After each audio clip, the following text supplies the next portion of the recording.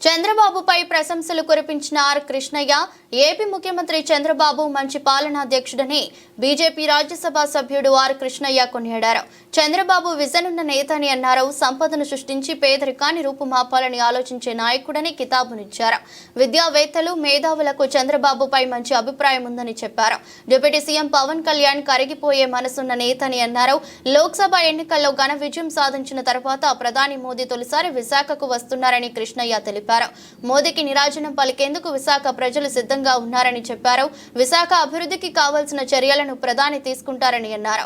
Visakha steel plant అంశాన్ని ప్రధాని దృష్టికి తీసుకెళ్తానని చెప్పారు. మోదీ ప్రధాని అయిన తర్వాత భారత్ అన్ని రంగాల్లో అభివృద్ధి చెందుతుందని అన్నారు.